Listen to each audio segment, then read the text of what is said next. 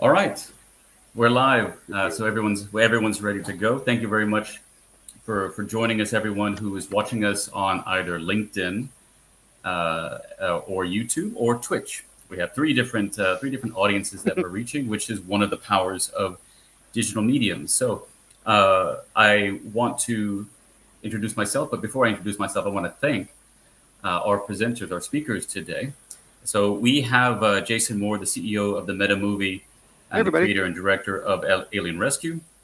We have Andre Zylstra, better known as Zizzle in Hey, VR, who's one of the developers of Alien Rescue and is now the lead developer of their Meta Movie's new production, Out on a Limb. And we also have Craig Woodward with us as well, who's an actor in Howdy, Alien howdy. Rescue. Hey, gang. So, so what are we doing today? So we are looking at the exciting, innovative, creative projects that are going on in VR. It's a great interest to me. I'm Michael Barngrover, the managing director of XR for Europe. And I love talking with creators, developers, and creators who are making cool things and really exploring new not only performance methods and performance mediums, but also business models and how to make sustainable.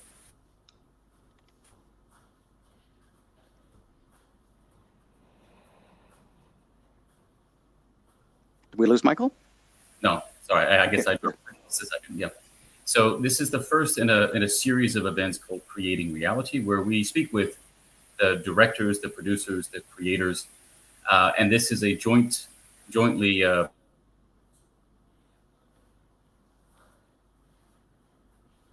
supporting us at XR for Europe. So I would now like to give it over to you, Jason, to talk about the Meta Movie. Right, the Meta Movie is an international production company with developers and creators, performers all over the world, including not only North America, Canada, but also Africa, and then Europe, Western and Eastern Europe. And you've been in all these events, right? You were showing in progress work at the Venice International Film Festival back in 2020 in the Venice VR Expanded program. But Yep. you've won awards at Raindance. You've won awards with the Amaze Gaming Festival, right? And you've also been featured in XR Must and VR Awards and a lot of these different things. And you've been at Stereopsia and you've been at New Images as participants in their market programs. So tell us more. Introduce us to what MetaMovie is and what Alien Rescue is and what you're going to. Sure. So the meta movie all kind of is born out of this idea that I had as a kid of really wanting to be able to go into the movie screen and take part inside a movie world, go through the adventure with the characters and kind of pretend like I'm there. Alien Rescue is the result of about 5 years of hard work and experimentation, trying to learn what it might take, both storytelling wise and technology wise, to actually achieve that. In Alien Rescue, our audiences buy a ticket on our website and come in as either heroes or sidekicks. And in either case, they're all role playing as characters inside the sci fi action adventure Alien Rescue. Our cast of actors lead the way and help them role play and help them make them feel like they're inside the movie. We're a 90-minute action adventure sci fi treat. And we have a ton of exciting things that you get to experience along the way. There's a great narrative story. There's all sorts of improvised role playing. We have monsters and guns and weird gadgets. And we really try to leverage the power of VR to tell an incredibly immersive live experience. We've been running our show for 2.5 years now, and we've all learned so much during the process. We're having a blast, and audiences tell us that they're having a really good time too. And one of the things that we all really have discovered is that by leveraging the power of VR tool sets and VR workflows, especially here on the Resonite social VR platform, which is essentially like a game engine. What we've learned over the past couple of years is that we can really effectively, efficiently, and creatively collaborate in real time inside the game engine in order to build out these VR experiences. And that's kind of what we wanted to talk about and share a little bit today. Most people making VR experiences are doing it in a traditional kind of 2D way, where you've got, a developer or a team of developers at, kind of in meat space, working at their computers, building in 2D and looking at their screen. And then, when they want to see what they've made or maybe show what they've made to their team, everybody puts on their headsets and they go into the space that they've made. They kind of look around and they think about the colors and the lighting and the space and all the affordances. And then they take the headset back off and maybe, have a video call or send notes via email. And this is this very traditional, but rather kind of slow and clunky workflow. But here in Resonite, we can do something a little bit different. Yes, we can build in Blender and we can build in Unity and we can import assets, but we can also just all come into the shared virtual space like we're in now, and we can actually use tools inside Resonite to build. And the reason why this is so compelling is that you get a bunch of really important extra kinds of tools and affordances when you work this way. First of all, you can work collaboratively in a really natural, creative way, right? Hey, Craig, what's up? Hey, Ken, this is Kenneth Rougeau, one of our actors. We can talk to each other. We can share ideas. We can be tinkering on different things at the same time. So I can be kind of rehearsing something with Craig and Ken, while maybe Andre Zylstra over here is building with some Protoflex or some coding. We can also build things in real time and give each other feedback as we do that. So we can make lighting changes, we can build 3D models, we can code. And doing this inside the game just means that you're seeing all of the results as they're going to be. You don't have to put on your headset and go check it out and then take that headset back off. So what we thought we'd do is just take you through a couple of different stages of how we work behind the scenes, show off some of the tools, and have a little fun while we're doing it, probably. How's that sound, Michael? It sounds perfect to me, and it's music to my ears. You talking about interacting and iterating, iterating in real time with people all over the world. And I think, again, it's the people all over the world part that's quite exciting. And maybe a little later, as you get into what's exciting to me to learn more about is how you discover talent around the world, and how do you kind of, onboard. How do you what does it open up to you? The fact that you're not... Totally.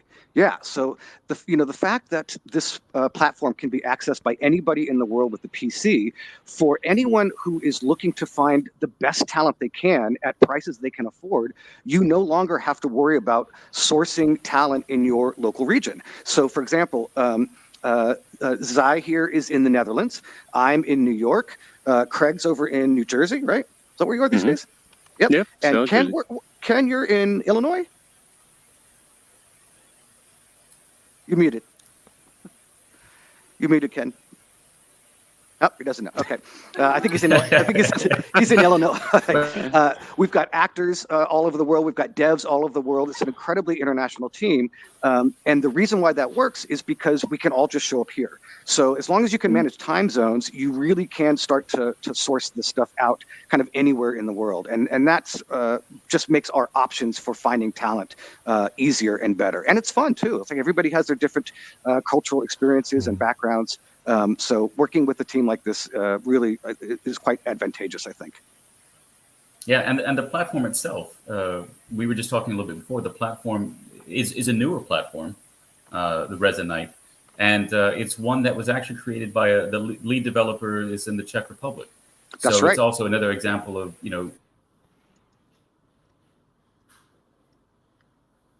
powerful creative tool, generating these creative, culturally creative tools.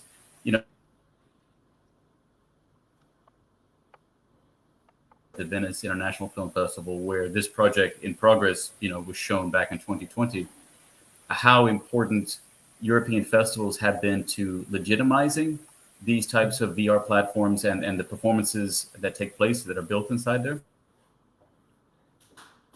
Or from the US, for example, but,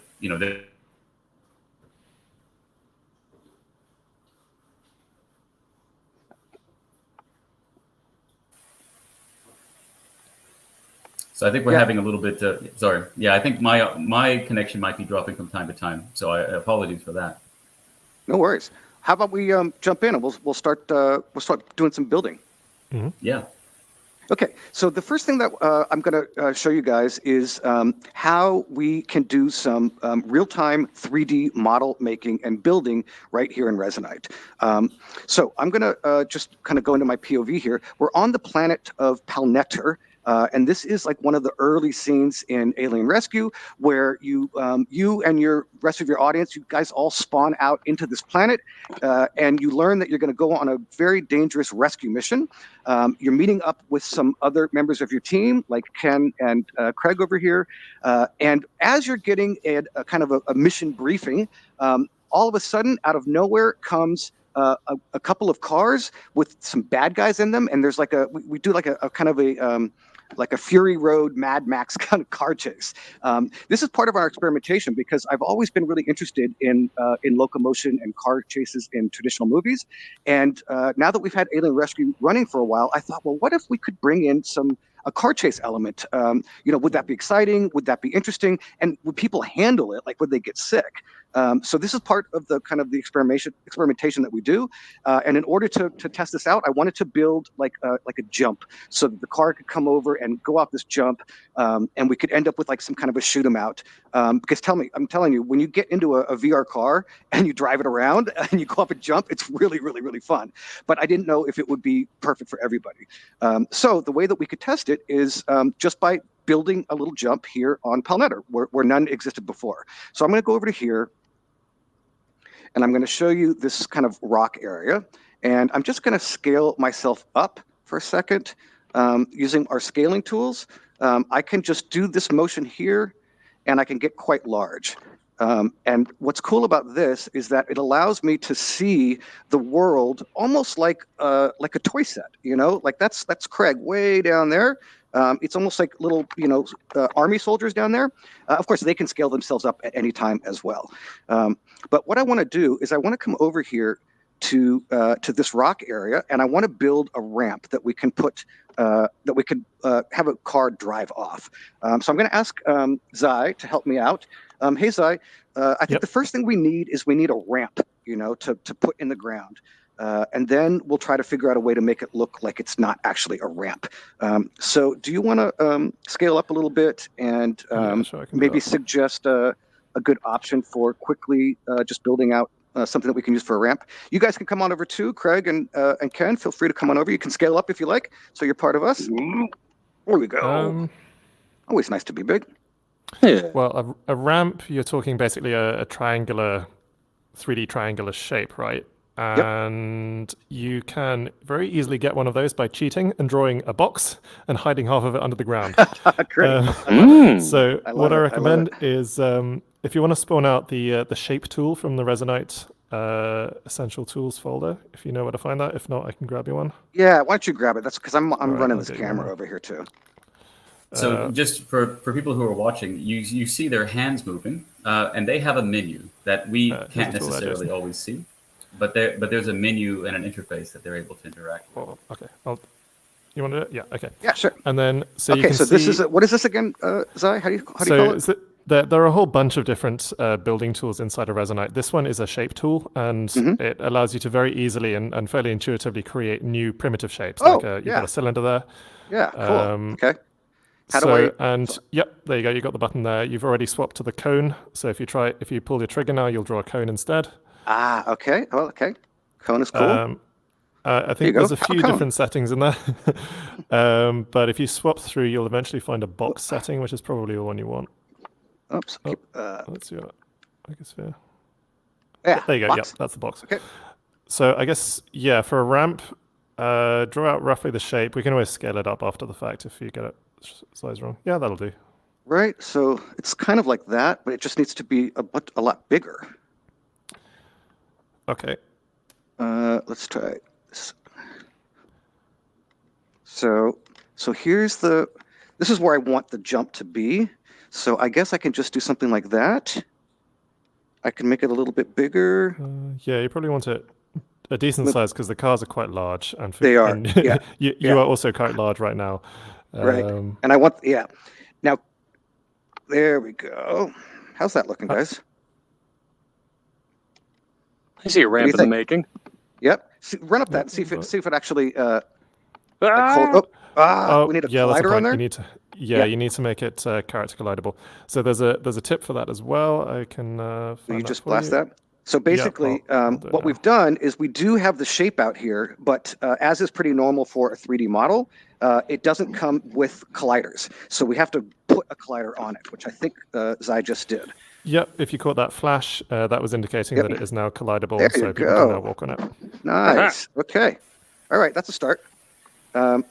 Now the problem is that it looks a lot like a white rectangle, and I don't want that. I want this to feel like it's more part of a rock formation, and so I think what I suggest is that I have some rocks in a folder here. Stand by.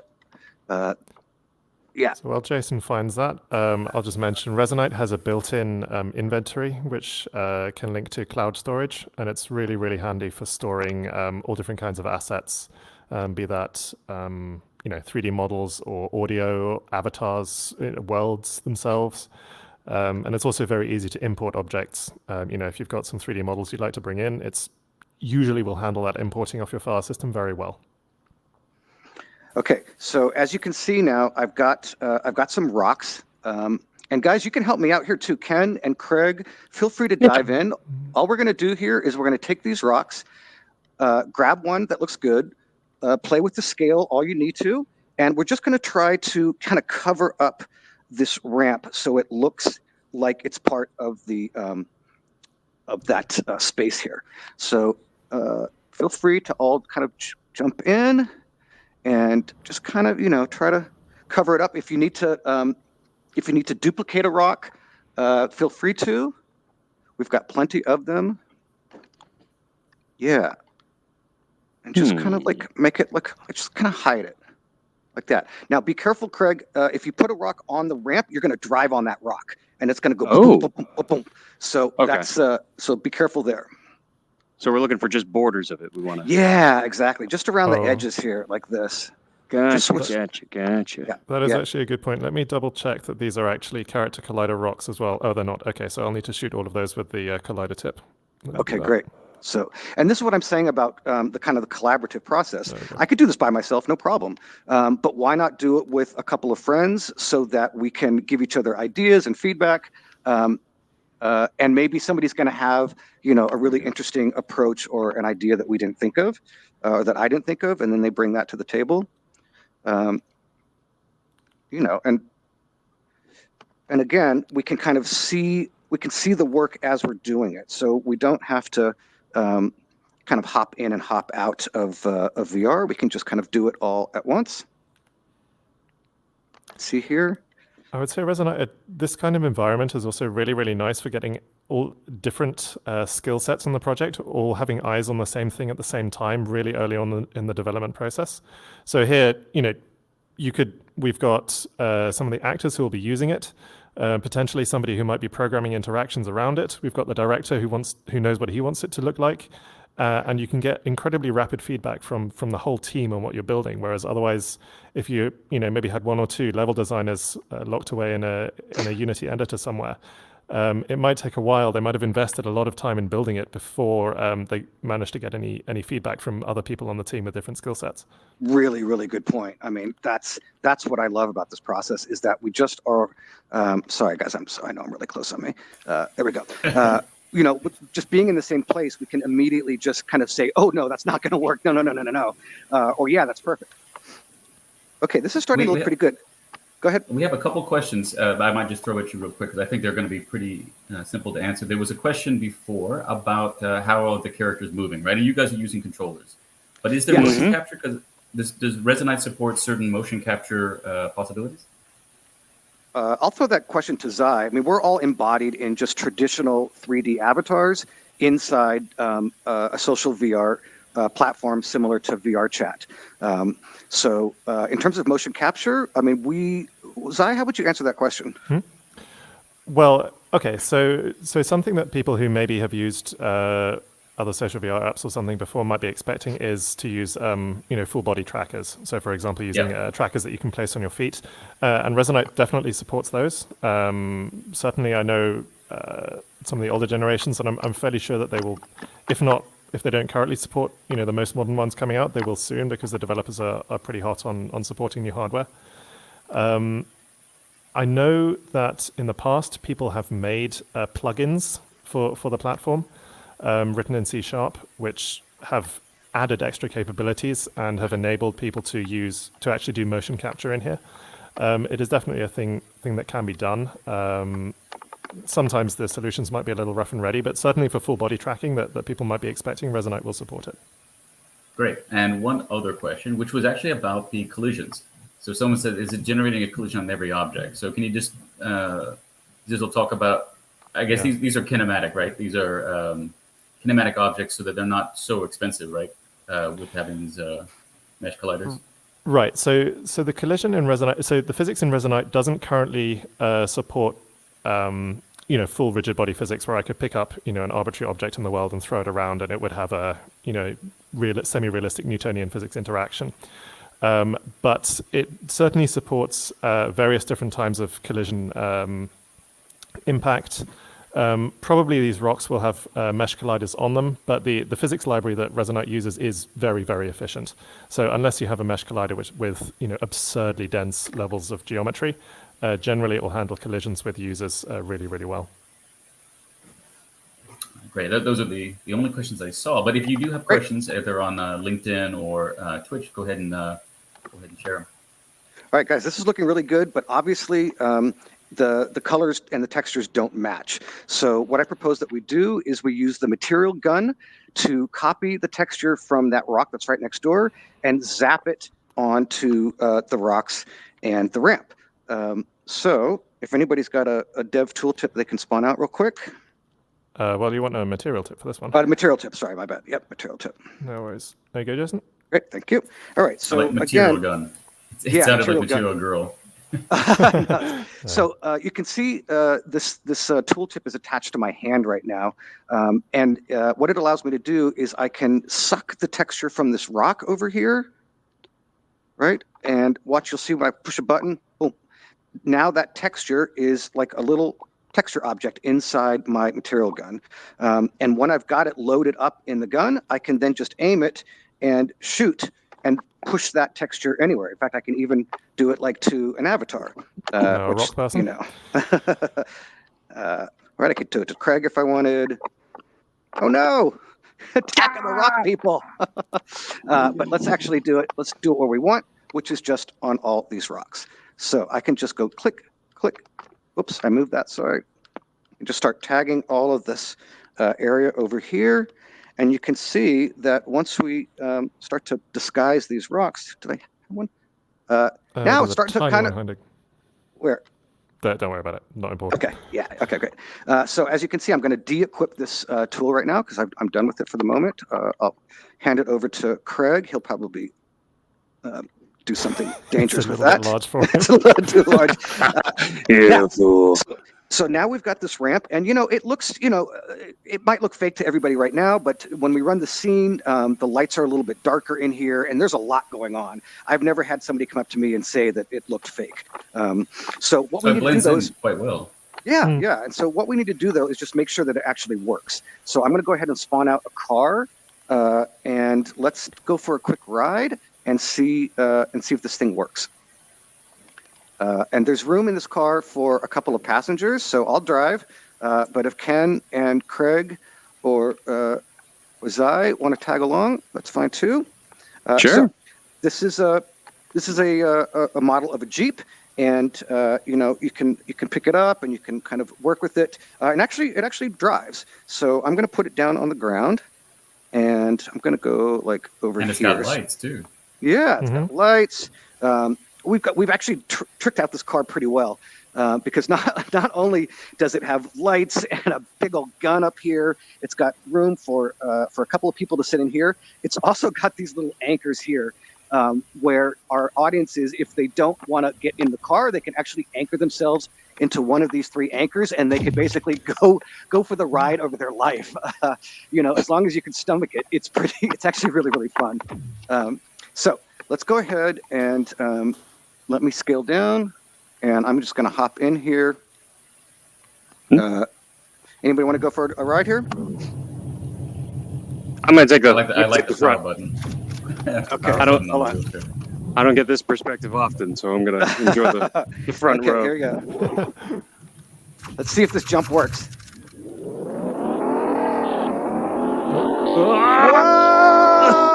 Whoa! Yeah, That is that was different ride. that was from pretty this good, spot. right? Yeah. Oh no! Wow! Could we get an external cam? Is there a way you can get a camera that looks at the ramp from Yeah, I'll do that. further? Yep. Okay. Hold on. Right, it rocks here. Let's try that. Hey guys, why don't Craig? Do you want to take the car and do the jump? Hey, Miranda. Sure. Hi. How are you? Hello. Everybody, real quick. I just want to introduce Miranda Bota. Hold on. Miranda came to join us. Can Miranda you is hear one of me? the. Yes, we can hear you loud and clear. Miranda is one of the actors on Alien Rescue. I can't actually hear you. Oh no, you can't hear.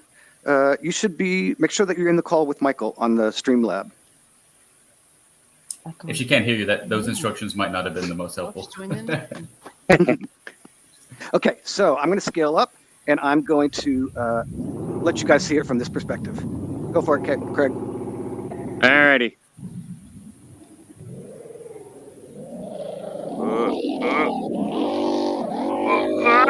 Oh, whoa! Nice job. Okay, Thank you. so you can see that was just a few minutes. Okay. That was just a few minutes of work between the four of us, and we were able to get this thing up and constructed.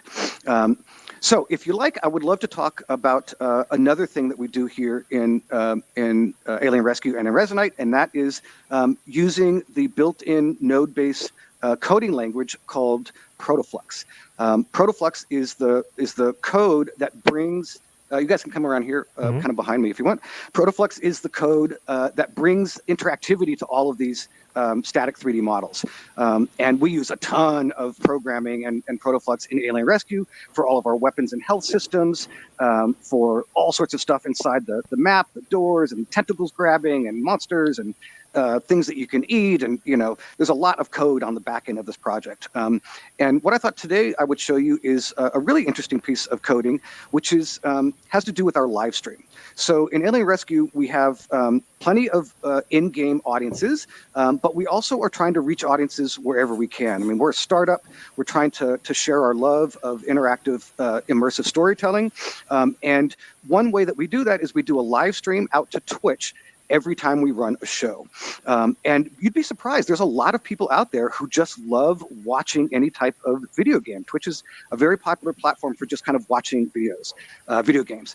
And so we kind of fit in nicely there, and we actually have a pretty good crowd of people who tune in every week because our performances are different every week. They're not the same thing. We have branching storylines. Our audiences have all this agency. So you're not just watching the same movie over and over again. You're getting something different every week. But what we really wanted to do was not just show audiences a passive movie. We wanted to make somehow the Twitch audience experience as interactive as possible. And that might sound strange because, most of the time you're watching a movie, it's quite passive. But we have some abilities here in Resonite to essentially connect our experience out to the Twitch viewers. We do that using Twitch commands.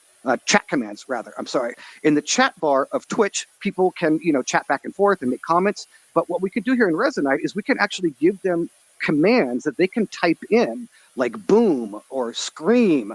And using Protoflux, we can have those text chats interact with our map and actually make things happen. So our audiences, when we're here on Palnetter, if they type in boom in the chat, it makes this big, loud explosion, which we use to kind of talk about this big explosion over here that that Baxter has created. It's kind of, he's blown a hole into Calisite. So we have this kind of secondary boom as a way to suggest that he maybe planted too many explosives. And we also have a scream cue that creates a kind of a sound of like a sandworm kind of thing. It's quite scary and loud.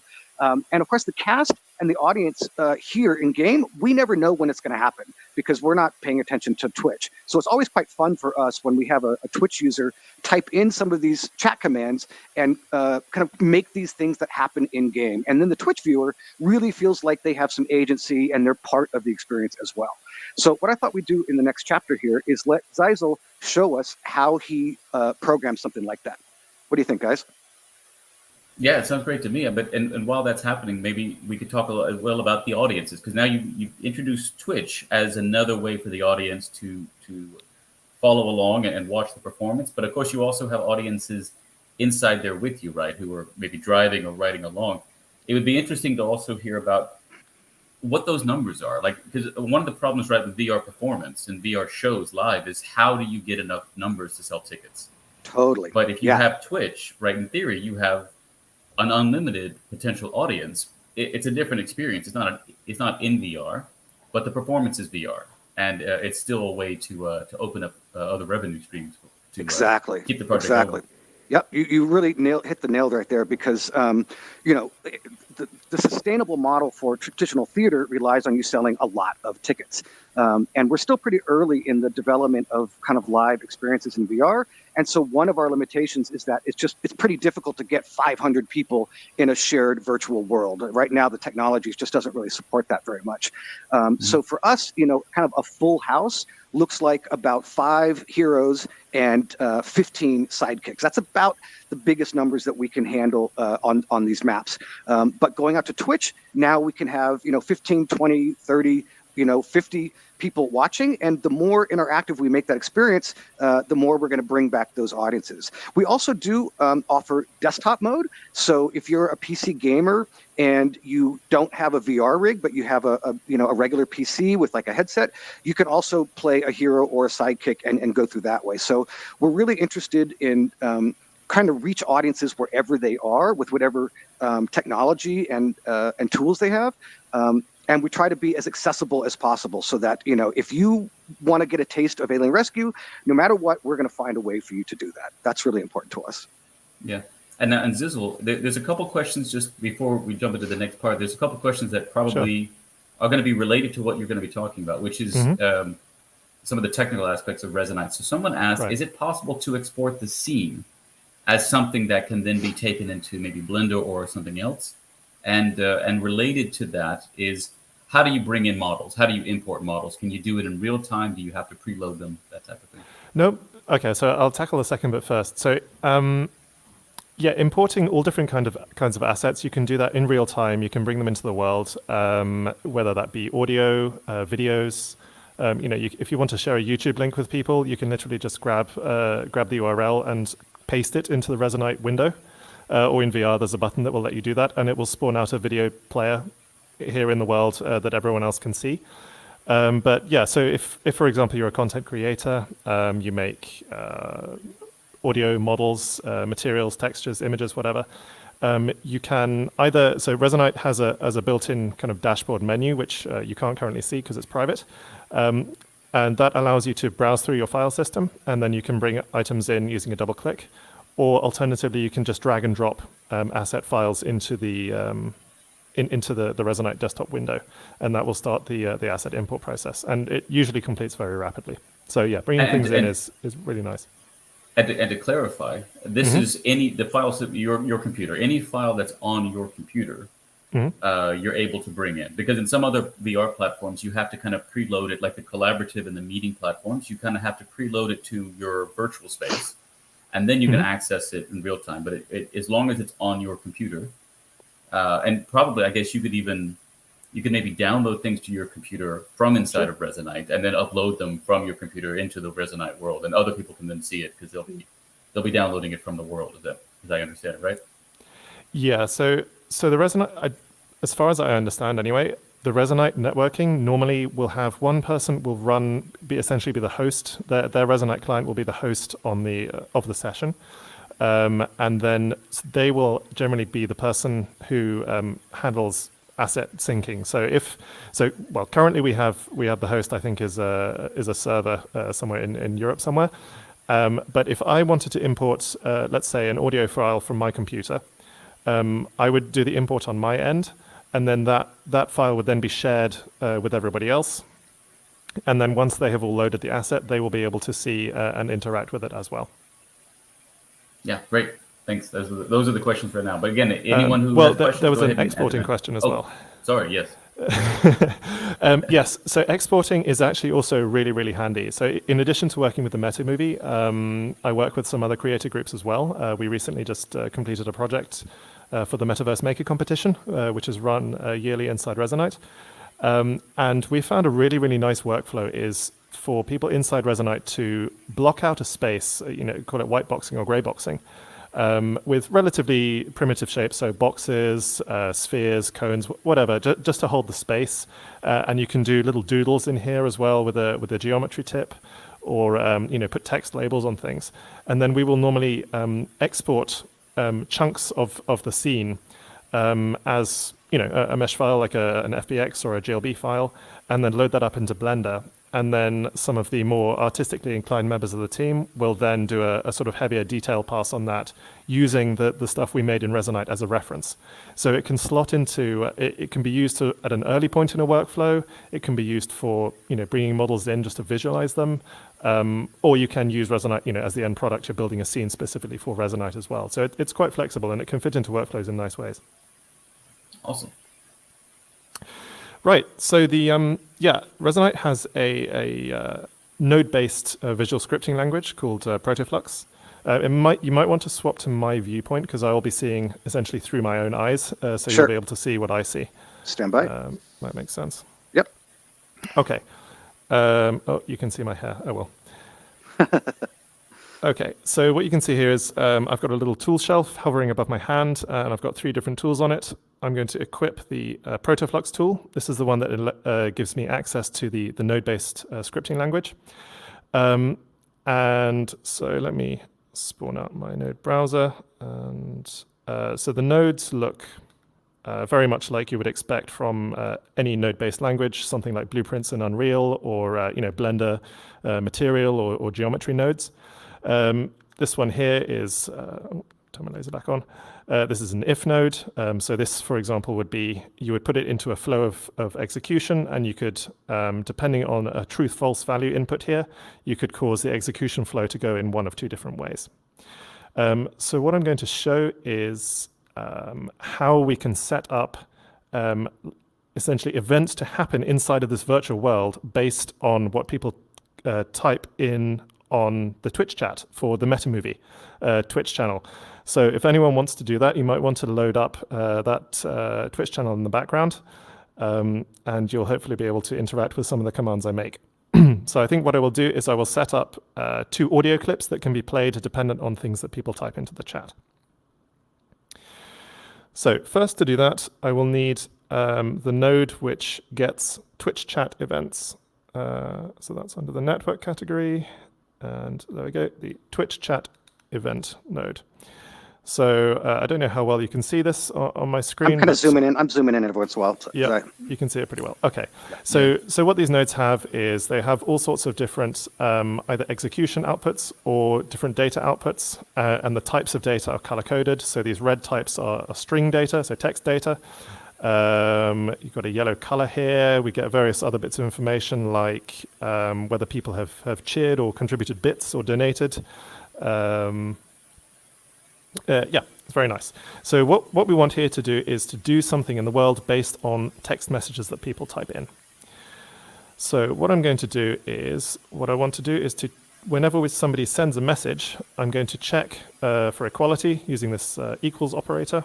So I'll check the message text string against, let's say, the boom text string. So the command for this will be !boom. It won't do anything yet. I will let you know when it will. And so whenever a Twitch command or a piece of text in Twitch is sent or received by this, it will send, if you like, an event in programming terms, a pulse of execution. And that will then trigger nodes downstream. So what I want to do is I want to test, firstly, when we get that message, I want to test if the message string that we get is equal to boom. And if it is, then I want to continue on downstream. I will set up a timeout in here for these so that we don't get completely overwhelmed by chat spam. By so many, yeah. So I'll set up a 10-second timeout there. And then to play audio, probably the easiest way is to use this play one shot node. This takes an input audio clip and then potentially a whole bunch of different settings like the volume you want to play it at, or the speed, whether you want it to be spatialized audio or sort of flat 2D audio, etc. And then when that gets triggered, that will play that asset once.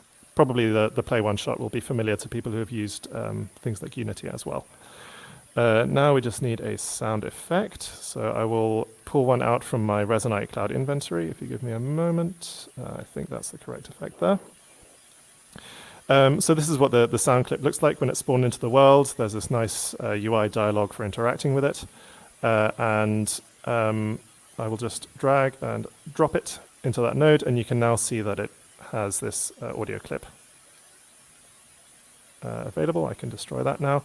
So let me just test it before we go live on on Twitch. So if I press this button. Yes. Yep, heard it. Yep. You heard that? Nice. Wonderful. Nice. Okay. Yep. Nice. So that's your sound clip. Okay, so the last thing is we now need to actually connect up to Twitch because this node needs to get events from Twitch. So to do that, I will equip a different tool. This is the developer tooltip. And what this does is it gives you access to the whole, if you like, scene hierarchy, the whole data model.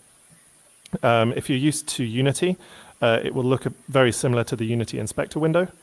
And the hierarchy has something similar to game objects and then components attached to those game objects, which give them functionality. So I'm going to just very quickly attach the Twitch interface one, which allows me to connect to Twitch. And then in the channel, I will type in the meta movie. And is the Twitch component something that you guys wrote for this project, or is it something that's native to Resonite? Yeah, so no, this is natively available to Resonite. Okay, that should work. So hopefully now, if someone types in !boom on Twitch, hopefully we should hear a sound effect. All right, so that means if you're listening and watching on Twitch, you should. There we go. Somebody was. Yeah, And somebody was. we actually have a. I'm going to go to my POV real quick here. We actually have a panel over here. This is the Twitch chat panel. So anybody who's typing into Twitch chat, we can see what they're typing. So I can see here that Sonia did boom, and Digitally Wired is here with us, and Hungry Aldi is with us. And this is really handy when we do like educational pieces here in Resonite. So we can involve anybody watching on Twitch. Oh no, they're spamming the boom. Yeah. That's fine. We can have that Twitch interactive panel so we can read what they're typing. So this gives us a really nice, easy way to interact, take questions from Twitch, for example, or do polls and stuff like that. So having that panel right here is quite handy. We can see here all these people are doing the boom. That's great. I mean, what I'm thinking about as well, Jason. I'm thinking about you guys are doing this as live performances with audiences with you, but I'm also thinking of I'm thinking of the director. I'm thinking of you, like being able and maybe having a team of people who are really running things in the background, but invisibly. But you're not in another room. You may be standing next to the audience. The audience doesn't realize. Totally. But again, I'm also thinking about if you don't have audiences with you, still using this as a way to create content in real time and being able to interact basically with like studio audiences around the world, but you're getting this live feedback from them and able to adapt the show according to audiences around the world in real time. It's really quite exciting from a broadcast perspective. Absolutely. I mean, I love television broadcasting, and we'll get into the television broadcasting tools we use here in Alien Rescue in a few minutes. But yeah, I mean, you and I have talked about this before, Michael. I think we both believe very strongly in this idea of connecting the virtual worlds with the IRL worlds for many, many reasons. I mean, for one, those of us who really love VR and want to share our passion, it's not always that easy to kind of explain and get somebody excited about VR. So if we can get good quality video out there for people on Twitch or people on YouTube or really anywhere, if we can share video of our stuff and they can watch it, they can start to see what makes us really excited. And of course, it opens up our options for audiences. We don't want to just have in-game audiences. We want to have audiences, all over the world. And sometimes they want to come in VR. Sometimes they want to be in desktop. But very, very often, people, they want to be just watching in on a screen. So that really helps us quite a bit. Yeah, and we have one quick question, which is the boom really loud in the world? Yes, it is. I mean, it's not. It's loud enough that you kind of do this. You kind of jump when you hear it. It's right. It's Yeah, manageable. It's not going to ruin anyone's ear. It's not killing us, but it's Impactful, but not blasting. right. It sounds like it's big enough to to be causing that. I mean, it sounds realistic, and it's spatialized too, by the way. So the boom is coming from back behind us. It sounds like it's right there. So yeah, very cool. Something I'd like to just quickly emphasize with the coding language is I'm aware that many people are skeptical of visual scripting languages because they're more familiar with doing text-based coding, and I think at some point in the future, Resonite aims to support that as well. But I would say there is a really nice workflow with the visual coding because, again, much like we were working with the ramp earlier, it allows you to get very rapid feedback, and you can, I don't know, somehow the development loop feels much tighter because I can be scripting something right there. I don't have to take the headset off. If I want to make a new particle system that changes colors, or if I want to script an effect depending on if people hit a collider, I can do it all there. I can test it myself. I can have friends come in and tell me, oh no, I think that effect's a little bit too colorful, you need to tone it down. The development loop is just really, really, really tight. And with these Twitch effects, I mean, you're seeing us play audio, but taking that message, yeah, it could be literally anything. I could change the color of the sky. You could have something that counts Twitch messages, and if you get 10 messages within the space of a minute, then it plays a firework effect. Or it could be changed something further down inside the MetaMovie program that nobody has even got to yet in the show. The sky is literally the limit. With this coding language, you can hook up essentially arbitrary bits of the scene to other arbitrary bits of the scene, and also bits of the outside world as well. So you can do this Twitch interaction. You can also interact with HTTP web links or WebSockets. So it's really, really flexible. It's great fun to play with. Well, I mean, I'm thinking of game shows. I'm thinking of social experiments. Basically reality shows in VR, for example, where the audience gets to, do things, and the people in the experience are just having to react to it. I think it really opens up a lot of different types of content. Yeah, for sure. Okay, what I thought I would do next, if you guys are game, is talk a little bit about some affordances of this platform for rehearsing scenes, especially rehearsing stuff like this car thing that we've been talking about, because the way I saw this car scene playing out was very much just like a traditional car chase. So you're covering a lot of ground. There's a lot of action happening, and how do you choreograph that? Like when you're only 5 feet tall and you're covering a quarter mile worth of space. I mean, it's not like we have some massive big film crew here with megaphones and walkie-talkies, but we don't need that because I can literally just scale up. And again, I can kind of treat a rehearsal process and a process of interacting with my cast as almost like toy soldiers and like miniatures. So what I'm going to show you guys is how we rehearsed the car chase. Now, keep in mind, I had this idea for a car chase, but I had to kind of communicate all of that to the actors. Like, this is what you want. This is where you need to be. This is where you need to go. You need to be here at this right time. And so I'm going to show you basically how we do it. So cast, let's go over to the rock. I'm going to spawn that car out again, and I'm going to kind of show you what I want this beat to look like. So come with me. Cool. Okay. We're going to go over to the rock. I'm just thinking, Jason, if directors don't already have a god complex, is there a potential risk there? Oh my God. I mean, Michael, I was a filmmaker, like a 2D filmmaker for 25 or 30 years. And when I learned about these types of tools and storytelling, I sold my film equipment. I mean, I needed to raise money, but I kind of, it was like a moment for me of like, I don't think I'm going back to 2D anymore, because exactly that. I mean, you just have control like you never had before. And imagine, like, I don't have like $1 million for a project. This is a fairly low budget project, but we can make stuff on a really grand scale using these types of virtual reality tools. So it's quite addicting, I will say. All right, so I've got my gang in the car. Go ahead, Craig, jump on in. Yep. All right, so you can Boop. see this car. This car will accommodate a driver, a passenger, and a gunner.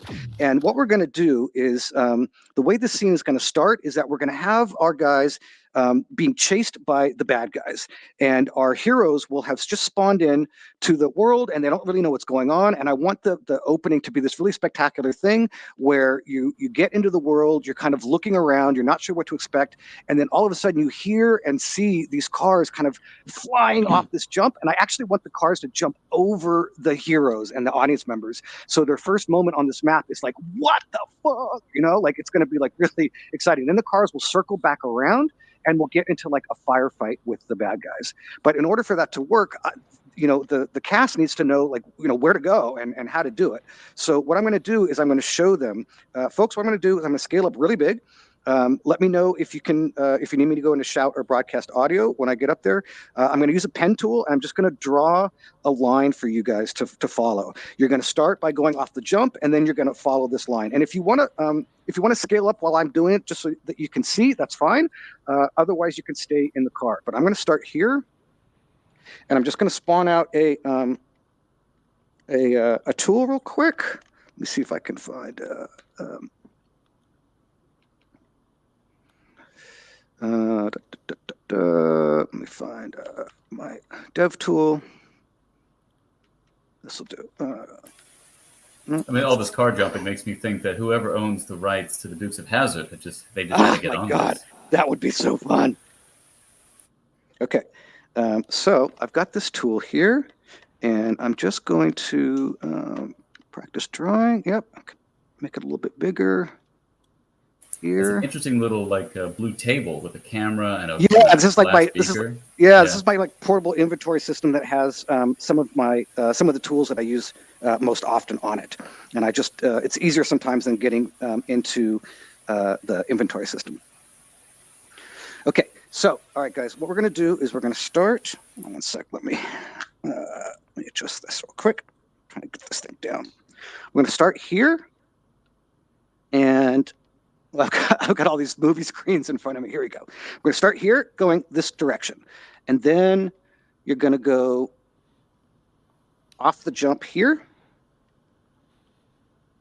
Like that. Does that make sense? Yep. And then, so off the jump, and you're going to probably land right around here. Jason, you might want to use a contrasting color because that's very orange on a very orange background. Here. All right, I'll change the color. There we go. All right. All right, so kind of X marks the spot here for where you guys want to land. Craig, you're going to have to really gas it in order to get that much distance, I think, because the idea is that our heroes will probably be over here somewhere. There'd be like 4 or 5 of them. And the hope is that by the time they get there, you'll get the timing right, and you'll jump right over them and land there. Okay. And then what I want you to do is just kind of continue this way. This way, this way, this way. The bad guys will be chasing you. Yeah, that looks good. Right, so right off the rock, this way. And then I want you to head over towards this big rock over here. Okay. Okay. By this point, the heroes and the sidekicks will be kind of freaking out, like what is going on. And by this time, the Qual will have gone off the jump as well, and they will be following you. They'll probably be firing on you as well. Marinda, you'll have a gun, and you should be firing over your shoulder at the bad guys. And then Ken, you'll be on that that big 50 caliber thing and firing behind you as well. And then what I want you to do is come around this rock. The heroes are going to be back there, like wondering like what is going on. And I want you guys to basically meet up with them right over here in this spot right here. Let me just grab my camera. Okay. And Jason, is this this line that you've drawn, these instructions, are these things that could be visible to the actors but invisible to audiences? Is that a Absolutely. possibility? Yeah, totally. We've done that before.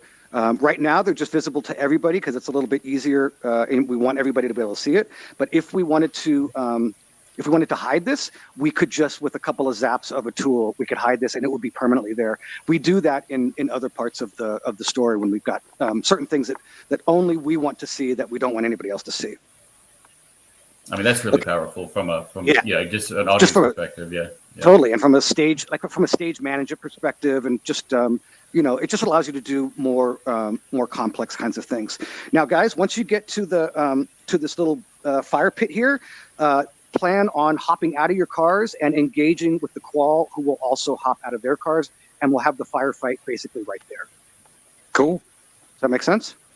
Makes sense to me. Okay, let's try one. Let's just see how it goes. I will I'll scale up over here. All right, you say when. Okay. Do you want me to play a Qual, Jason? What's that? Do you want me to play a Qual? I do. Let me get them through it first and make sure that they know what they're doing, and then once we feel like they've got that down, then we'll add another add another bit. Okay, so you guys are way over there, right? And you're there in your car. You guys all set? I think so. Everybody good?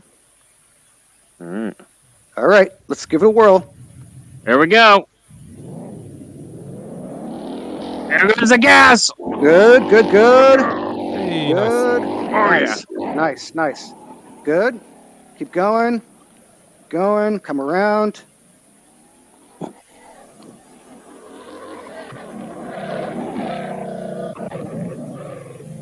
Nice. Good job. Yep. You'll hop out there and then expect, I'm just going to scale down real quick so I'm at your size, and then just expect some Qual to be kind of attacking from there and there.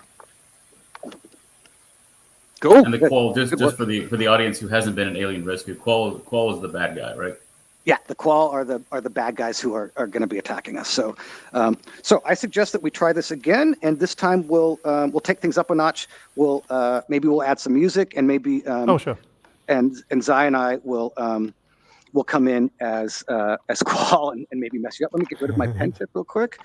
We'll try to stir the pot a little bit. Okay.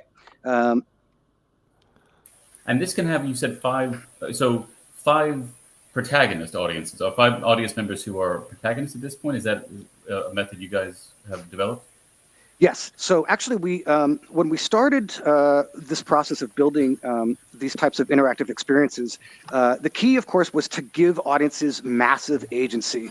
We literally tell audiences you can do or say anything you want, but beware, your actions and choices do have consequences.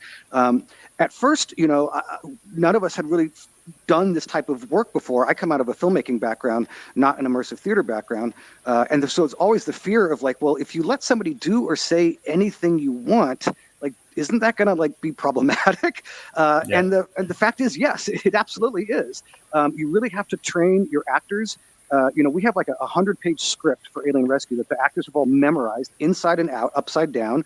And anytime one of our 5 heroes opens their mouth to say something, well, that's going to interrupt the narrative process. And it's going to pivot. Anytime they talk, we pivot out of the structured script and into an improvised scenario with that person. And those improv scenarios can last, 2, 3, 4, 5 minutes long. We always steer ourselves back to the script once that improvised moment has kind of run its course, because, of course, we want to keep the linear story going on. So the big challenge with this type of interactivity is staying to the script because it's well written, it's got good narrative design. We don't want this to be an open improv session, but we also want to allow for our heroes to really feel like they're part of the story. And this is where the talent of these actors come in. We've got scenes that have, for example, maybe 5 important beats that go in like a linear order of beat 1, 2, 3, 4, and 5. What we've discovered along the way is that if a hero kind of interrupts the process, they could disrupt it in such a way that it just makes more logical sense to go beat 1, 4, 5, and 2 because of how they said or what they discovered. And what we've learned through intense rehearsal is that basically the actors, they don't just know the script, they know every beat inside and out, and they can move those beats around. We've played scenes entirely in reverse because of an action that a hero would make at the beginning of the scene. So lots and lots of kudos to these actors who have, memorized stuff like a computer almost. It's really, really amazing. Well, I want to highlight. I want to highlight the fact that you guys have been doing Alien Rescue for going on year 4, right? That's an incredible. Yeah, 2.5 years of performances, but we've been developing this project since 2018, really. I mean, it's a big project, and we're trying to do a lot of stuff that there's just not a lot of roadmaps for. So yeah, it's taken us a while, and we're pretty excited for what we've got here. Well, that's what I mean. Like the fact that you guys kind of started with a smaller number, but through time you've grown to experiment with different numbers of. It's just, I think that's, we have actually in the chat we've got Stephen from the Ferryman Collective. Another kind of groundbreaking. Yes. Groundbreaking group doing a lot of immersive performances, and they've done quite a few. About what stands out to me about Alien Rescues is how long this single production has been going on and how much institutional knowledge has fed into the narrative design. Absolutely. I think it's really worth highlighting that. Thank you. And we're all Stephen and Ferryman and us. We're all learning as we go. I mean, this is a very new art form. And what I love about the community of all of us immersive storytellers is that we're very open. We share all of our war stories together. We give tips and feedback and insight. And as a community, I think we're just all growing and learning how to make these really cool, emotional, beautiful, interactive, immersive experiences. All right. So Zai, why don't you, should we hop into a qual avatar so we can make their lives a little bit more miserable? Let's do that. And then we're going to fire off our music cue so that we can kind of set the tone here, and we'll just let you guys. So I'm just going to hop into another avatar. I mean, this is one of the qual avatars, and I've got my qual gun here. So I will be waiting for you guys somewhere over there. You won't know where, but I'll be waiting for you. And let's see. Let me scale up again. So, team, I'll turn on the music and give you maybe a 5 to 10 second lead, and Jason and I will go and hide, and then you can come after us, I guess. Do you want to do the crossfade in the music as well, Jason? Yeah, if we get that far, I think sure, why not? Okay, I'll try that as well. Okay. All right. So, hold on one sec. Let me hop into a different avatar. This guy's got scaling blocked. I'm gonna hop into my bulldog real quick. So, following music, you want us to give a 5 to 7 second gap and then kick off? That sounds great. Cool. That's a big gun. Right. See why they're the bad guys. Okay, I'm going to go to POV. Okay, Zai, are you ready? Yep, standing by to start the music. Okay, Cass, you guys ready? Yep. All right, go music. Good. Go, Craig. Here we go.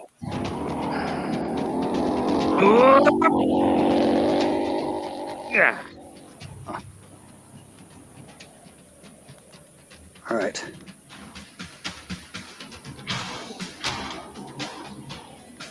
Die! Konami scum! Ah, get him! Whoa. Ow! Oh no! I died! I died! I died! Killed me. All right, nice work, guys. See, you can cut the music. Yeah, thank you.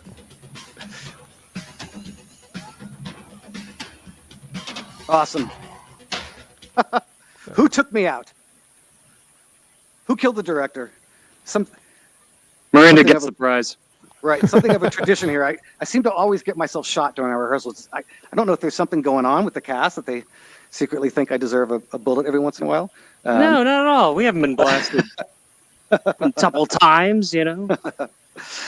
Okay, great. So that's that's kind of what some of our rehearsals look like sometimes. I'm scaled up really big, kind of choreographing the action sequences, running it over and over, and then adding music and doing everything else like you might normally expect.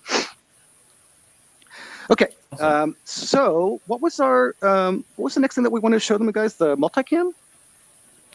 Yeah, we Yeah. can do that. Yeah. Yeah. Yeah, I Okay. think the multicam is definitely, and because that's what we've been seeing. At least we've been seeing the end result of it. Yeah, you've been seeing kind of a scaled down version of the multicam. So I'm just gonna go back over here to our little staging area where we're kind of prepared for this stuff. And guys, if you guys can come back over here and just get behind me, that would be good. While we wait, I've been keeping an eye on the chat, and I see a couple of questions that were missed. So if you had a question Okay. that wasn't asked, stick around at the end, and I guess one of us is be happy to answer. Hey Zai, how do I get this off of my thing? I pulled this piece of code and now it's stuck. Oh, that must have been saved with you when it happened. Oh, no. 1 second. I'll just inspect your avatar. Okay, Sticky fingers. So this is a piece of code that I grabbed when I was messing with my avatar, and now it's like stuck on me. So Zai is just going to use Inspector and get rid of it while I talk. So what you guys have been seeing during this is a very kind of crude version of a multicam.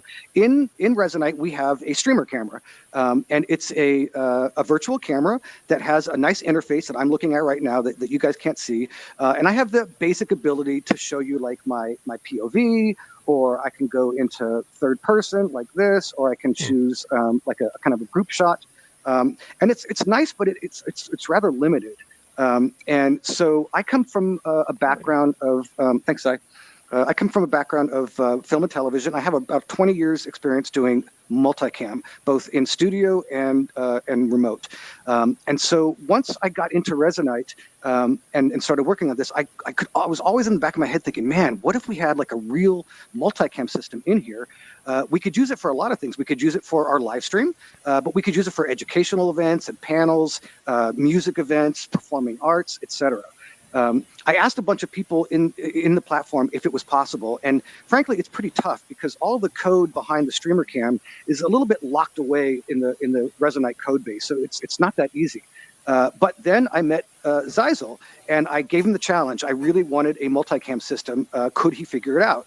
And lo and behold, somehow he figured it out. And we'll ask him about the tech that he did in a second. But what this allows us to do is we have what is essentially like a real switcher that you would see in a traditional studio. And what this allows us to do is do a lot more sophisticated multicam live streaming. So I'm just going to go ahead and spawn out this switcher from my inventory. Of course, you guys can't see the inventory, but I'm looking at like a whole like a computer folder system of all sorts of stuff, and I have this multicam switcher that I'm just going to pull out in front of me here. So what this is essentially is just the base starting here, and I can create new cameras here: a first person, a third person, a static, and some back views. I have the ability to edit. I can parent this to myself, so wherever I go, it follows with me. I have some control over the preview windows, how fast I want them to update and what the quality is, and I've got some other stuff over here. Now, what I'm going to do is I'm first going to just anchor my camera into the camera anchor here. And then I'm going to start building some camera views. So I'm going to do a third person on me, and we're going to get something like that. I'm going to do a first person on me. So Jason, And- because it's anchored, we're not seeing what you're doing. Yeah, well, we're seeing you moving, but we don't see the okay. first-person perspective. Swap Okay. to first POV, smooth POV. Yeah, okay, thanks. There we go. I'm going to create that. Now I'm going to do a third person on Zai. And then a third person on Ken.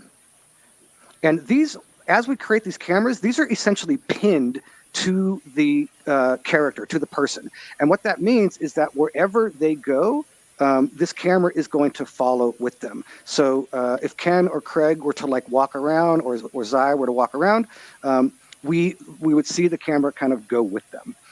And this is super handy for us in Alien Rescue because we can pin these cameras to all of our actors, and we can pin them to our heroes. And this gives us the ability to follow the action in a really interesting way. I can also build static cameras. So if I go to static view here, I get this camera right here. And anywhere I point this camera, I can just put that into position. So I can rotate that around and send that like way out there. I can make another static view and like put it way back there to get like behind us. Another static view and go like, I can tilt down a little bit like this and then shoot that way up like that. Oops, sorry, I'll put it down here like that. And now, if I anchor my camera now you guys are gonna see whatever I'm shooting. So like, here's Ken. Hey Ken, wave. Here's Marinda. Here's Zai. Here's my POV. Here's my front view. Here's that static view. Another static view. Another front view, et cetera, et cetera. These static cameras, can you set up, I guess maybe cameras on tracks? Can you kind of like predetermine certain like establishing shots or Yes. zoom lines? Yep. Yep, we can. It's still in its infancy, but the next iteration of the switcher is going to allow us to put anchor points wherever we want, and then trigger those like a complex dolly move. So we can already do this on the single camera switcher, but adding it to the multicam is a little bit complex. But that's the next goal, is so we can set up really nice kind of swooshing camera moves that can be just automated with just one click. It can fly in and then swing around and then end up on somebody. There's really a lot of potential with this, and I want to give a shout out to Carlos Austin, our broadcast multicam director. Carlos loads all of this up before every single show. He usually has like 15 or 20 different camera angles, and then he parents it to himself, like I just did now. And now you're going to see I'm whoops, try that again. Now it's walking with me. So here's my hands, and you see the switcher. Wherever I go, I'm like bringing the switcher with me. He scales this down to pretty small, like this, and he makes himself invisible, and he follows the cast and the heroes all throughout the experience, and he's live switching this as he goes. It is so impressive what this guy does with this system. He's been working with it now for a couple of years, and if you catch our live streams on Twitch, you're going to see that it looks like a movie because he's switching live and he knows the show inside and out. And so this just gives us the ability to not just give our Twitch viewers a single camera POV or like a traditional over-the-shoulder shot. It gives our Twitch viewers something that really feels cinematic and exciting. And like I said, beyond just like kind of narrative uses for Metamovie, we use this in the education sector in Resonite as well. So we regularly do education panels with guest lecturers and groups of creators that come all over the world. We use the multicam switcher to then stream that out. And then we combine that with the Twitch chat, and now our Twitch audiences are seeing a really impressive multicam presentation, and they have interaction with the presenters and the audience inside Resonite via the Twitch chat. So it's a really useful thing. And Michael, you and I have talked about this. Like, I think multicam really allows us to share the magic of VR with the outside world in a way that kind of single cam just can't really do. But also, right, I'm thinking, you want to have an audience have to traverse a distance, right? But that may not be that may be practical. That may be great for their experience, but from an audience's experience, it might be good to be able to switch to another camera in another part of the set where something else is happening. Or I think in Alien Rescue in earlier versions, right, sometimes you can have the protagonist split, like be in different places, right, and you could have different things going on that you can be choosing. I guess it opens up. In a linear narrative, it opens up that you can have branching narratives that you can jump back and forth when the beat is there.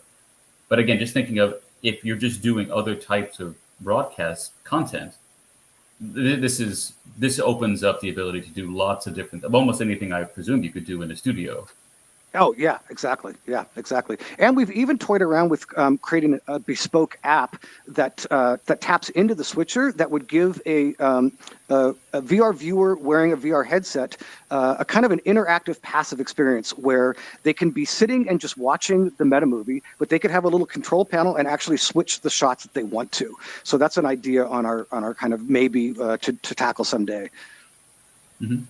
We have a couple questions that I think might have some quick answers. So Sure. one is, what about the VR headsets?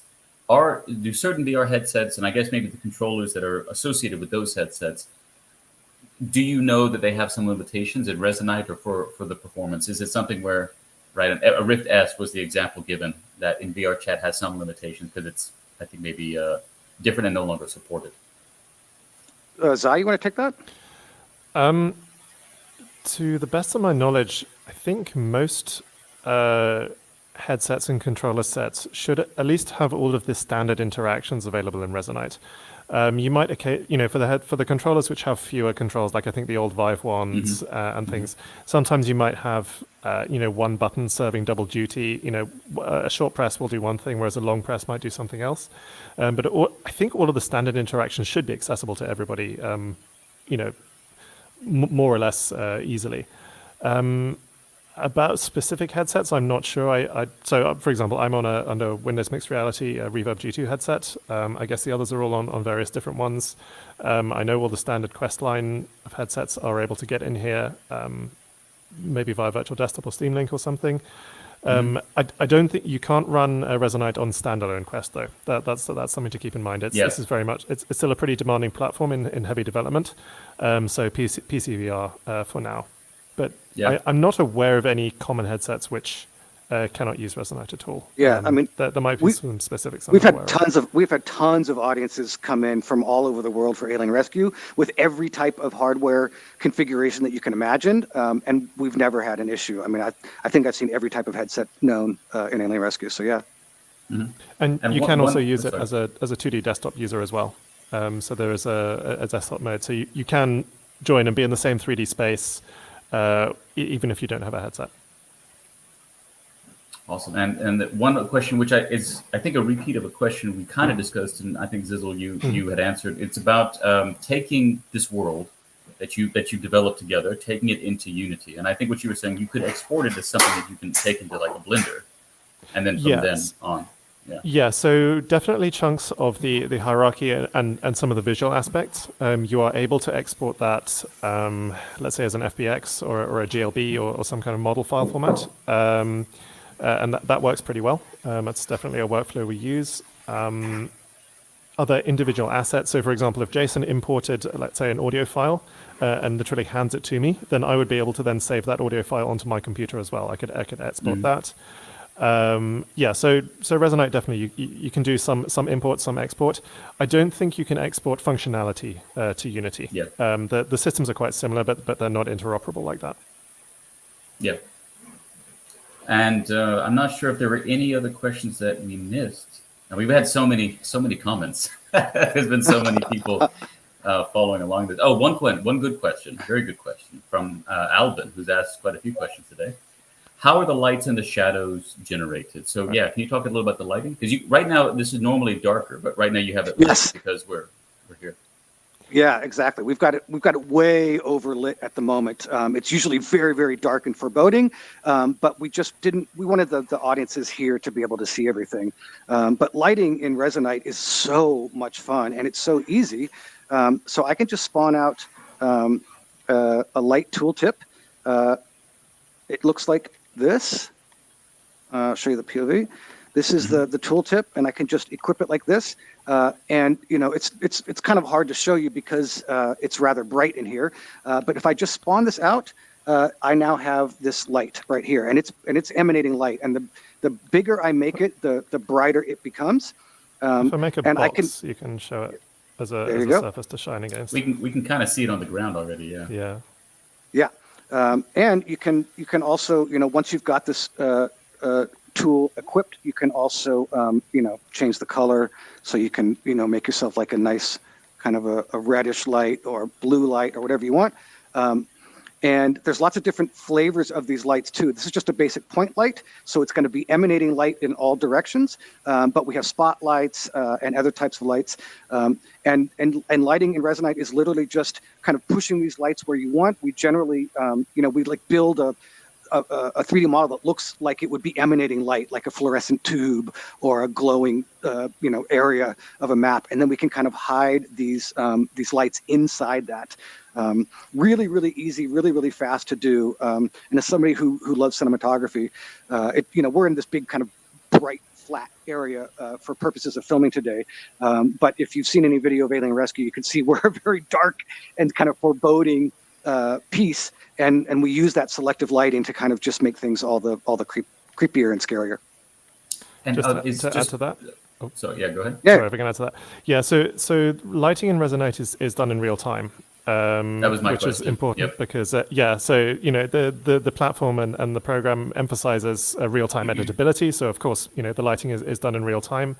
You can do directional lights, point lights, spotlights. You can put light cookies in, and in terms of reflections, you can also do baked reflection probes. If anyone's knows those technically, you can do real-time ones. Though those are pretty demanding, and you can also get some. If you like, indirect or ambient lighting coming from the skybox as well. So if you bring in an HDRI and you put that in the sky sphere as well. Okay. Yeah, that was one of the questions, with whether HDRI was an option here.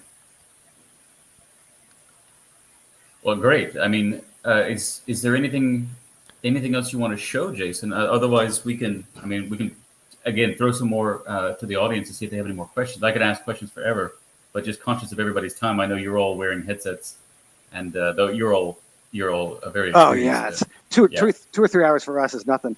That's kind of the stuff that I had prepared. I can talk about this stuff for forever as well, and we can demo a ton of stuff as well if anybody wants to see that. We can go on a quick tour. We could show you our new laser system if you want to see that. We just added that. It's just down the hall there. As long as you're offering, I wouldn't ask, but if you're offering, right? So should we just walk through the map and take them over to the? Yeah. Bye, Marinda. Thank you for showing up. Appreciate it. Yeah, some of our crew is going to go on to other gigs. We can walk you. We just added this new, this fun new laser maze, and we could just quickly. It's so easy. We could just quickly walk through the map and show it to you, and we can wrap this up whenever we want. But for us, it's just as easy as. And so here's something. This is the entrance to Callicite here, and the one of the first things that happens to start the kind of adventure is that we send people up this ramp, but we don't want everybody getting separated. And we've got a big crowd sometimes, with five heroes and 15 iBots. It can get kind of chaotic, and we don't want to lose people. So what we have here at the moment is a collider. It's an invisible collider. And I can't, I'm trying to go through right now and I can't. And we do this on purpose to make sure that people don't get in there before we're ready. And what we do on the day is we just go into no clip mode, which is just a locomotion mode that allows you to move through colliders. And we have a crew member just walk through the walls and go back in here to our door button right here. And they just open up the door with a button click. And we do this, we have a couple stage managers behind the scene running this. And then once we do that, then everybody can go through that collider and go into to the next step. So if you guys want to come along, we're going to go check out the new laser maze. Yeah, I mean, I have a certain suspicion that with these invisible colliders, that mining may not translate as much an art form in VR, or at least it may be a lot easier for people. In terms of what? Okay, so now we're in. Sorry, Michael, can you say that again? I'm thinking that mines, the art of mining, okay. is probably going to lose some of the challenge when you have invisible colliders that you could set up. I guess, yeah, right. Tink, tink, tink, tink. Whoop. Okay, so now we're in the vent systems, and you can see it's quite dark. And this is an example of some real-time lighting. Now we're getting we're getting the lighting. Yeah. Yeah. And so we give all of our heroes flashlights on their gun so that they can not only make their way through this dark area but also stay safe. Yeah, when you take that flashlight off, it's actually really scary in here. Like, no, thank you. I would please turn on the light. I know this map pretty well, but it's still, between. I hope that you can hear the kind of ominous music that we've got going on in here. We can do it a bit, yeah. Yeah. So, Jason, there is a question as you're running through here. This is from Susan Fenichel. Who's got the Hamlet Noir project. She's asking about who runs the cues during the performance. And I think it's cues. I think maybe Susan's referring to in Twitch, but also I guess stage management. So you have a team, right? Yes. Can you talk a little about the size of the team during a performance? Yeah. So during the performance, we've got our 5 lead actors. So Ken has just turned on a fan that is discoverable down there. And so it's totally Willy Wonka.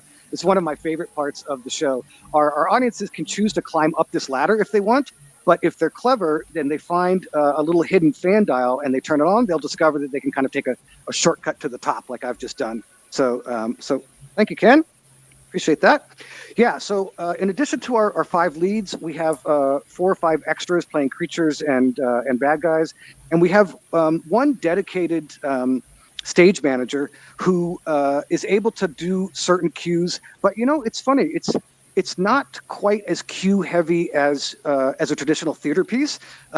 A lot of our cues are automated. So a user passes through an invisible barrier and that triggers a music cue, or a character is killed and that triggers an animation. So a lot of the stuff is just kind of pre-baked into the workflow.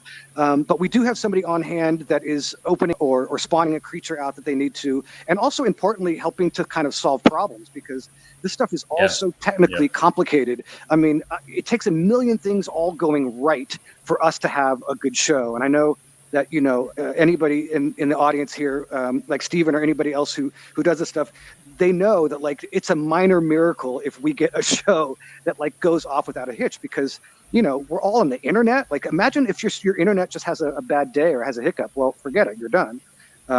So oftentimes we're trying to, a little problem will pop up and we're trying to scurry behind the scenes and try to fix it. But also I would say that in many ways, it's kind of like you crank the spring and then you just let it go. And we all, the cast and crew, we all kind of just laugh because we know that this is very much controlled chaos, especially because of all the agency that our heroes have. There's just no way to predict what's going to happen in the next second. Like, anything could happen. And we just kind of roll with it like a roller coaster. I mean, that's live. That's live television. That's live performance, right? Exactly. That's live performance, and especially in VR, with all this agency with our heroes, we just kind of roll with it. And part of the fun is wondering if we're gonna have a mishap, or wondering what we're gonna do if something weird goes wrong. So now we're here in another part of the vents. You can see it's quite dark, but there's some spinning fans that are going to keep us in our way. In fact, they block us. If we don't turn these off, they'll actually block us. But we've got a fan dial over there that Zai is going to undo, and we can now walk through. If you guys could give me some light, thank you. That'd be great. So during this part of the show, we're doing a lot of exposition, learning about the characters, and we really have learned that people love to role play, but they need a little help sometimes. So we use these early scenes to encourage our audience members to open up and to lighten up and to loosen up, and we crack jokes to kind of make them feel comfortable. And then here we're still kind of navigating our way through the map, and this is the new area to show you guys. So we've got these little iBot characters who fly around with us. They wear these little tiny avatars, they're about this tall. There's 15 of them, and they're silent because we can't afford to have 20 people all talking at once. And one of the things that we've been trying to do is really think carefully about the experience that they're having, and to try to make it as engaging and give them as much agency as possible. So they're not just kind of flying around watching. They can actually do a little bit more than that. So what we came up with in the last couple of months is this new fun scene where it's all about the iBots. So we're coming along here, making our way through these vents, trying to get into the lab to rescue the titular alien of Alien Rescue. And now we come across this. This is wow. That's a wonderful of effect. Yeah, with or without yeah, the light. yeah. Take the light away for a sec, guys, so you can see it. Yeah, I mean, it's really, and it's, so we're in this dark area and this thing looks lethal, you know, and it's straight out of any type of classic, kind of heist movie where you've got now to navigate this laser maze. And of course, we're all too big. Yeah. You want a demo? Oh That'd be yeah, great. I'll swap into an iBot and Okay. Great. I was going to say, this is where body tracking would come in handy, right? To be able to contort around these. Right. So, hey, Bax, can you clone me your gun so I can have a light too? Thank you. now we're taking a bit of a risk showing this off because Jason and I Yeah, I just was gonna finished say. solving some big bugs literally yesterday. So Oh. fingers crossed this actually works. Okay, so what we're hoping here is that the iBot, and usually it's more than one, can navigate through here. And if they do, and if they look carefully enough, they will find a button to turn it off. If they don't, the alarm sets off and a creature comes out with guns blazing. And you can see if I take the light away, it's really, and from the iBot Yeah. perspective, it's really quite fun. Let me go see if I can get to, hold up, Zai, hold up 1 sec. I'm gonna Yep, go yep. to your POV so that we can see what you're seeing. There we go. Okay, now we're seeing it from his perspective. Be careful, man. That alarm, by the Yeah. way, is loud. Yep, I am aware of that. I think You got it. I'm good. That's, I'm good. requires I some, think I'm some good. good spatial awareness. Exactly. I'm gonna go for got the it. limbo under the last one as well. Yep. Bravo. All right, we're still watching you. Hey, So now, yep, bravo. Well done. I made it. The idea here is now our iBots are really feeling like they're much more part of the experience. They have more agency. They've got more stuff to do. And we continue to think about, how to make that experience as good as possible. So Zai, go see if you can find Yep. that button and turn it off. You know what's much more fun? Oh no! It's just Yeah, setting it off. No, here comes the monster. At this point, we have a droid that comes out and attacks everybody, and swap it's really into it's really quite amusing. You're going to show off the droid? I'll try Okay. and find Claudio 1 sec. I mean, Okay. I want the audience to appreciate what you said just a moment ago, which is that this is the early Scale up. part of the experience. Yeah, this is only about 10 minutes in. Okay, so here, this is this droid that comes after us, and it's got a couple of guns. Be careful, because I'm in the weapon system, so you can kill me. It's awesome. Oh no! Don't! I mean, Oh no! You're about to kill me! I don't want to respawn. No! Oh shit! He's gonna kill me. Easy. oh, he's easy. automated, right? Yeah. No, that's an actor in an avatar. Oh, And I see. we've got these built-in HUDs. I don't know if you could see my HUD getting redder and redder. I did. We did. But see yeah, it. so as you're taking damage, your HUD starts to get red like a video game mechanic, and so it just makes it. We've just recently added that a couple of months ago. It just makes everything a little bit more raises the stakes because you really feel like, oh my god, I'm getting hit, and it's just a game, it's just experience, but you don't want to die. It's no fun to go back Yeah. to spawn point. I mean, I definitely don't want you guys to give away too many surprises because you have shows coming up, and I think that's a good opportunity as we're wrapping up to talk about the shows, the performances that are coming. Yes. So I'm just going to spawn a light in here so that you guys can see everything a little bit more. Now you can see kind of how powerful that lighting tool is. And I'm going to go here. Zai, why don't you come behind me so they can see you? Yeah. Yeah. So first of all, Michael, I want to say thank you so much for sponsoring our spring performance run between XR for Europe and XR Must. We're really, really excited to have this new sponsorship. And this is really important for us and for all people that are doing live performances because we're constantly looking for ways to support and sustain our work.